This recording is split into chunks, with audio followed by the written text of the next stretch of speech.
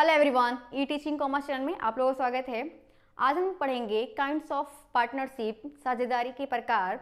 ये एक पूरा चार्ट है। इस चार्ट पे सभी साझेदारी के प्रकार हैं। इस चार्ट को मैं एक एक वन बाय वन सभी टॉपिक को एक्सप्लेन करूंगी, जिसमें हमारा है अकॉर्डिंग टू एम्स, उद्देश्य के अनुसार पार्टनरशिप जो होता है क्या है, जिसमें हमारा है कि पार्टनरशिप एट विल, ऐच्छिक साझेदारी।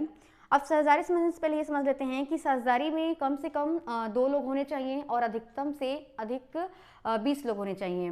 तो इसमें क्या है कि जो भी साझेदारी के लिए लोग व्यक्ति तैयार हो रहे हैं, और साझेदारी में क्या होता है कि 2 लोग से अधिक या मैक्सिमम जो है 20 लोग होने चाहिए। वो क्या होता है कि किसी भी एक उद्देश्य को लेकर क्या होते हैं, चलते हैं कि हम इस चीज़ का बिजनेस करेंगे, प्रॉफिट अर्न करेंगे और आपस में क्या करेंगे, बांटेंगे। ये हमारी साझेदारी होती है। तो इसमें क्या होता है कि उद्देश्य के अनुसार जो है, ऐच्छिक साझेदारी में क्या होता है, उनका भी एक उद्देश्य होता है, ऑब्जेक्ट होता है। ऐसा नहीं है कि बिना ऑब्जेक्ट के वो साझेदारी की जा रही है, उनका भी ऑब्जेक्ट होता है, बट नॉर्मल होता है। जैसे कि फर्नीचर बनाने का उन्होंने डिसीजन किया, तो फर्नीचर क्या है, वो बनाएंगे, बेचेंगे, होल लाइफ मतलब चलता जा रहा है। ये कोई विशेष बात नहीं है, विशेष उद्देश्य के लिए ये पार्टनरशिप नहीं की जा रही है। वो प्रॉफिट अर्न कर रहे हैं और बेच रहे हैं, प्रॉफिट अर्न कर रहे हैं, बेच रहे हैं। तो ये होता है हमारा ऐच्छिक साझेदारी। इसमें मतलब क्या है, उनके इच्छा के अनुसार जो है वो कोई एक बिजनेस सेलेक्ट कर रहे हैं और उसमें उस बिजनेस को क्या कर रहे हैं, करते जा रहे हैं, प्रॉफिट अर्न कर रहे हैं, डिवाइड कर रहे हैं आपस में और बिजनेस चला रहे हैं। दूसरा हमारा क्या है कि पर्टिकुलर पार्टनरशिप, विशेष साझेदारी। अब विशेष साझेदारी में क्या होता है कि जो साझेदारी की जाती है उसमें क्या होता है कि जैसे फिक्स होता है। जैसे कि विशेष साझेदारी में क्या होता है कि कोई बिल्डिंग बनाना है या रोड बनाना है या पुल बनाना है, तो इसमें क्या होता है कि ये एक विशेष कार्य को पहले से ही निर्धारित कर दिया जाता है। मतलब उनका उद्देश्य एक विशेष काम के लिए होता है। मतलब साझेदारी की ही जाती है एक विशेष उद्देश्य को पूरा करने के लिए। अब जैसे क्या है कि एक बिल्डिंग बनाना है, तो एक बिल्डिंग बनाने के लिए 4-5 लोग मिल करके जो भी हैं, जो भी साझेदारी फॉर्म का रूल है, उतने व्यक्ति जो हैं मिल करके साझेदारी कर रहे हैं। तो जब तक वो उद्देश्य पूरा नहीं हो जाता है तब तक साझेदारी चलेगी। जैसे बिल्डिंग बना रहे हैं तो बिल्डिंग का प्रोजेक्ट जब तक चल रहा है तब तक साझेदारी है, और जैसे ही उद्देश्य पूरा होगा बिल्डिंग बनने का, साझेदारी क्या हो जाएगा, खत्म हो जाएगा। तो ये होता है हमारा विशेष साझेदारी। पर्टिकुलर पार्टनरशिप विशेष साझेदारी होता है कि उनका ऑब्जेक्ट पहले से ही क्या होता है, निर्धारित होता है, उनका उद्देश्य पहले से निर्धारित होता है। तो ये होता है हमारा विशेष साझेदारी। जैसे ही उनका उद्देश्य पूरा होता है साझेदारी खत्म हो जाती है।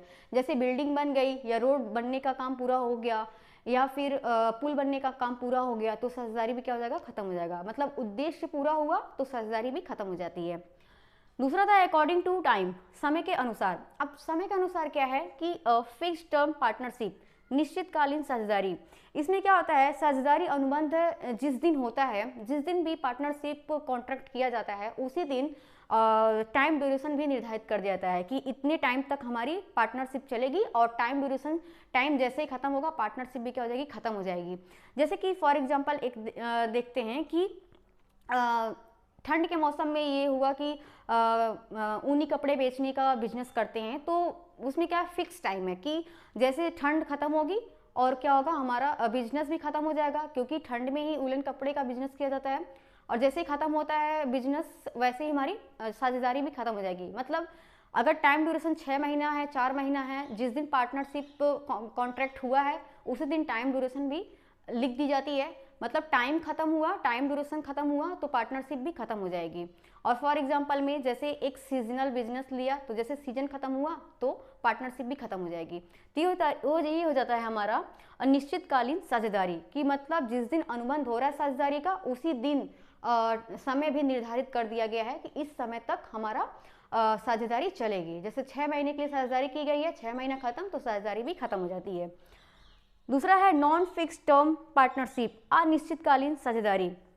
अब क्या है, अनिश्चितकालीन साझेदारी में क्या होता है कि इसमें कोई भी बिजनेस, जो भी पार्टनरशिप में क्या होता है कि जो भी बिजनेस किया जा रहा है वो अनिश्चितकालीन तक, मतलब कोई भी एक ऐसा काम किया जा रहा है, वर्क किया जा रहा है, बिजनेस किया जा रहा है जो जीवन पर्यंत क्या होता है कि अनिश्चितकालीन में ये होता है कि जैसे पार्टनरशिप जो किया जा रहा है वो साझेदारों के आपसी समझ के अनुसार होता है।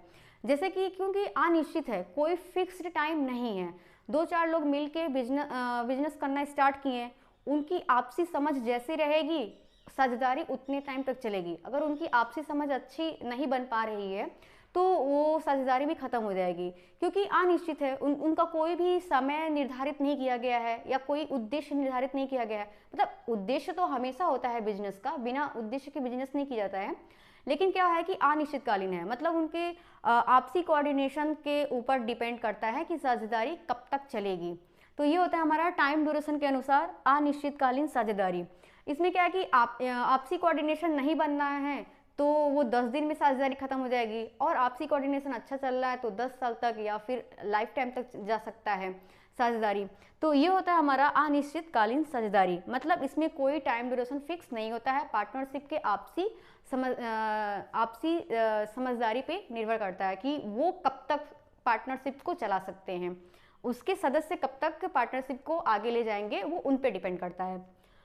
तीसरा है हमारा अकॉर्डिंग टू लीगालिटी, वैधता के अनुसार। अब इसमें क्या होता है कि लीगल पार्टनरशिप, वैध साझेदारी। अब लीगल पार्टनरशिप में ये होता है कि जैसे कि जो भी साझेदारी की जा रही है वो जो भी सरकार की नीतियां हैं, लोक नीतियां हैं, या फिर जो भी साझेदारी अधिनियम है और अंतर्राष्ट्रीय नीति है, इन सभी के अनुसार अगर साझेदारी का वर्क चल रहा है, बिजनेस पार्टनरशिप चल रहा है, तो क्या है, वैध साझेदारी है। मतलब जो भी गवर्नमेंट की पॉलिसी है, नेशनल, इंटरनेशनल, या जो भी हमारा पार्टनरशिप एक्ट है, उसके अनुसार अगर पार्टनरशिप को चलाया जाता है तो वो क्या है, वैध साझेदारी है, लीगल पार्टनरशिप है। और सेम इसी के अपोजिट है इलीगल पार्टनरशिप, अवैध साझेदारी। अब अवैध साझेदारी में क्या है, जो भी साझेदारी है वो गवर्नमेंट के जो भी पॉलिसी है, नेशनल, इंटरनेशनल या पार्टनरशिप एक्ट है, उसके विरुद्ध काम किया जा रहा है, उसके रिस्ट्रिक्टेड वर्क किया जा रहा है उस पार्टनरशिप में, तो ये क्या है, वैध साझेदारी है, इलीगल पार्टनरशिप होता है। जैसे उदाहरण के लिए देखें, जैसे कि जो भी बिजनेस के साझेदार हैं वो कोई ऐसा व्यापार कर रहे हैं जो रिस्ट्रिक्टेड है, या फिर कुछ ऐसा प्रतिबंधित व्यापार कर रहे हैं, या फिर उसमें जो सदस्य है, जो भी पार्टनरशिप में जो भी सदस्य हैं, उसका सदस्य जो है वो शत्रु राष्ट्र का सदस्य है, तो वहाँ पे भी क्या है, वो इलीगल पार्टनरशिप हो जाता है। जैसे क्या होता है कि जब भी साझेदारी अनुबंध किया गया था, हो सकता है उस टाइम पे जो साझेदार हैं वो उस टाइम पे वो राष्ट्र शत्रु ना हो, लेकिन इन फ्यूचर आगे परिस्थितियाँ खराब होती हैं तो शत्रु राष्ट्र का सदस्य हो जाता है, उसके बाद भी बिजनेस चलता जा रहा है, तो क्या है, वो इलीगल पार्टनरशिप हो जाएगा, अवैध साझेदारी हो जाएगी। या फिर कोई ऐसा राष्ट्रीय नीति है, उन नीतियों को फॉलो नहीं किया जा रहा है, तो वो इलीगल पार्टनरशिप में आएगा। ये सारी चीज़ें होते हैं। या फिर शत्रु राष्ट्र का नागरिक है, या फिर जो भी बिजनेस, उसमें क्या हो सकता है कि साझेदारी अधिनियम के अनुसार काम नहीं किया जा रहा है, यानी कि या तो 2 लोगों से कम व्यक्ति बचे हैं या 20 लोग से अधिक मेंबर हो गए हैं यदि साझेदारी में, तो वो भी क्या है, अवैध साझेदारी हो जाएगा, इलीगल पार्टनरशिप हो जाएगी। तो ये होता है हमारा लीगल पार्टनरशिप और इलीगल पार्टनरशिप। हमारा लास्ट है अकॉर्डिंग टू लायबिलिटीज, दायित्व के अनुसार। अब इसमें क्या होता है कि लिमिटेड पार्टनरशिप, सीमित साझेदारी। अब क्या लिमिटेड पार्टनरशिप में क्या होता है कि एक्ट 2008 अधिनियम 2008 के अनुसार इसमें क्या है कि जो भी बिजनेस में पार्टनरशिप में जो पार्टनर हैं, सदस्य हैं, उनका जो दायित्व होता है, लायबिलिटीज होता है, वो सीमित होता है, लिमिटेड होता है। मतलब जैसे कि फॉर एग्जांपल अगर एक पार्टनर का, जैसे ABC 3 पार्टनर हैं, तो एक पार्टनर का यदि 3 लाख का कैपिटल लगाया गया है और बिजनेस घाटे में चला जाता है, और घाटे के दौरान क्या होता है कि जितनी लायबिलिटीज़ हैं बिजनेस के, वो पेमेंट करने हैं, तो जो बिजनेस का जो पार्टनर है वो सिर्फ 3 लाख तक पेमेंट करने के लिए ही उसकी लायबिलिटीज़ है। मतलब वो 3 लाख तक उसका जो कैपिटल है, बिजनेस में उसने जो लगाया है, वो उसकी कैपिटल ले करके बिजनेस के जितने घाटे हैं उसको पूरा किया जाएगा। अगर यदि घाटा 4 लाख का हो गया है तो बस वो 3 ही लाख के लिए जिम्मेदार है, जितना उसका कैपिटल है उस बिजनेस में, वो अपने घर से या अपने पास से वो पैसे दे करके बिजनेस की लायबिलिटी, जो बिजनेस के घाटे हैं, पूरा नहीं करेगा। मतलब उसकी लायबिलिटी जो है वो सीमित है, मतलब जितना उसने कैपिटल बिजनेस में दिया है उस कैपिटल तक ही वो जिम्मेदारी लेगा कि अगर बिजनेस घाटे में चला गया तो हमारा कैपिटल लो और बिजनेस का घाटा पूरा करो।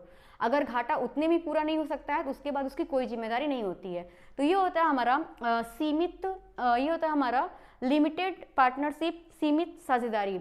ये एक्ट 2008 में आया था, अस्तित्व में आया था। तब से ये लिमिटेड पार्टनरशिप, सीमित साझेदारी अस्तित्व में आया कि पार्टनर का जो है वो दायित्व सीमित रहेगा, मतलब जितना उसने कैपिटल बिजनेस में दिया है वहीं तक वो जिम्मेदारी लेगा, उससे ज़्यादा जो भी घाटा होगा बिजनेस का वो पेमेंट नहीं करेगा पार्टनर। हमारा लास्ट है अनलिमिटेड पार्टनरशिप, असीमित साझेदारी। इसमें क्या है कि अनलिमिटेड पार्टनरशिप में, अब जैसे कि इसके पहले जो एग्जांपल दी थी कि उसका बिजनेस में जो घाटा 3 लाख का है और बिजनेस मतलब उसका कैपिटल जो है, जो पार्टनर है एक, उसका 3 लाख का कैपिटल है और घाटा हो गया है 4 या 5 लाख का, तो वो 3 लाख तो उसका कैपिटल का जितना अमाउंट है उससे तो पेमेंट कर दिया जाएगा बिजनेस का घाटा।